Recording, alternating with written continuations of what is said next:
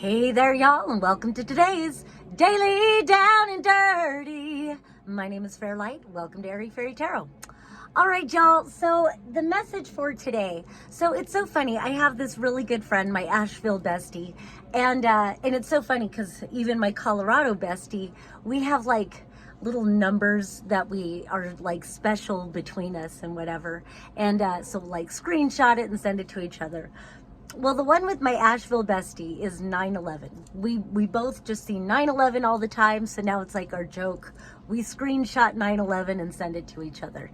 And if you look at, I mean, obviously 9/11 has major energy around it, just especially if you're in the United States. But the number itself, 9 represents conclusions. Sorry, I'm trying to fix this camera here. 9 indicates completion of cycles, conclusions, that sort of thing. And then 11 can be seen as a doorway. So 1 in itself is a brand new beginning. But when you put the 2 ones together, it creates like an opening, a doorway. That's why 1111 is so powerful, because it's like 2 pillars on either side of an energetic gateway. So 11 itself is a gateway. So we've got a conclusion on one side and an energetic opening on the other side. So 9/11 very much embodies the energy of doors closing and new doors opening. And that is what this fucking reading is about. All right, so we start out over here. We've got the Death card reversed. We've got the Ace of Swords upright, and we've got the 3 of Cups upright. So this to me, you know, anymore, when I see the Death card especially, but some of the other major arcanas, but the Death card especially, when it's reversed, it tells me it's not really an avoiding anything or a not doing. It usually feels to me it's about the transition of the death energy, because usually it's not like somebody really dying. It's really dying to the old and, you know, awakening to the new, being reborn into the new. So with this, and this particular Death card is cutting cords. So it does kind of feel like there are, and then there's another little group of cards over here that kind of say the same message. So it's like you're in the process of closing out old cycles. You're in the process of some major transformation. And there does seem to be some uncertainty in the rest of the cards. But what I like about this is while this process is taking place, it's about getting clearer on what your truth is.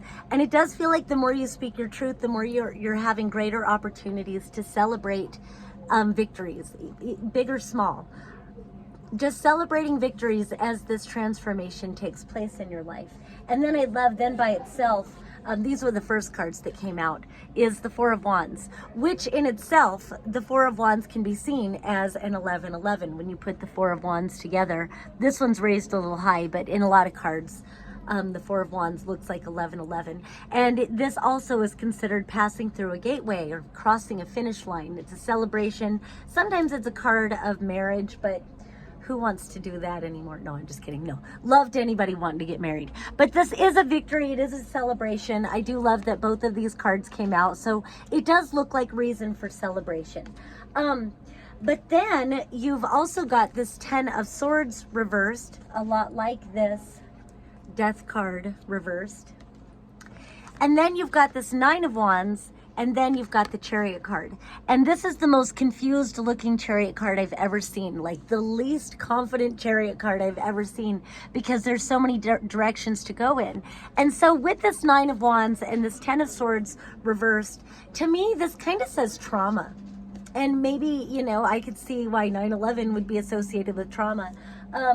I don't even know why I felt like I had to bring that number in, except that, well, what I saw, it just looks like in the process of closing old doors and in the process of new doors opening. And so that's so much what this embodies, so much what the other cards embody too. With this 10 of Swords reversed, it just feels like cycles are trying to close out, but maybe, this looks like trauma to me, because it's like the cycle won't close out because you're still defensive. It's still this fight or flight kind of energy is what it feels like. And so it could be that the new comes in, but you're still, you know, in trauma response, maybe your neural pathways are still reverting to the trauma response patterns. And so it's hard to get clarity about which direction you want to go in. So coming back to this, it does kind of feel like getting more and more comfortable with identifying your truth when you can, speaking your truth whenever you can, identifying it whenever you can, and then celebrating all victories, big and small. That helps give you greater clarity about which direction to go in. And then the last card we have is this Knight of Wands. And it's like he's looking at what's far off. He really wants to go, maybe he wants to go be friends with the dragon. Maybe not, but it could be whatever the dragon is guarding could be what he wants. You just don't know, but this is some sort of inspiration. It is some sort of kind of far away, but not too far away idea of what ignites his passion, what motivates him, what inspires him. And so it does kind of feel like anytime you get confused because you're in some sort of a fight or flight, or you're scared that the same traumas are going to happen again in a different way, and God, I can fucking relate to this reading so much. It's like, just look for what inspires you, even if it seems a bit beyond reach, even if it looks a bit, you know, daunting, like being a dragon guarded mountain. If it inspires you though, go in that direction. Go in the direction of inspiration, go in the direction of passion, go in the direction of new. Find the courage to move forward and acknowledge the trauma, but allow it to close out. Let the cycle close out. With this 9 and this 10, it's so funny how it gets closer and closer to that 9/11 energy. Is there anything else? And it is kind of interesting. Then there's this Page of Pentacles, and what interests me is that both these cards are at these like two roads. I don't know. I get that Alison Krauss song. Two highways lay before me. You know, just choose what feels most. Choose the direction that you want to plant seeds. Choose the direction that you would love for the roots to take hold and anchor in. And maybe allow yourself the luxury, if you want to call it that, of really envisioning what it would look like if this were to take root in your life and if things were to go well. And of course, there's always unforeseen challenges. There's always that sort of thing.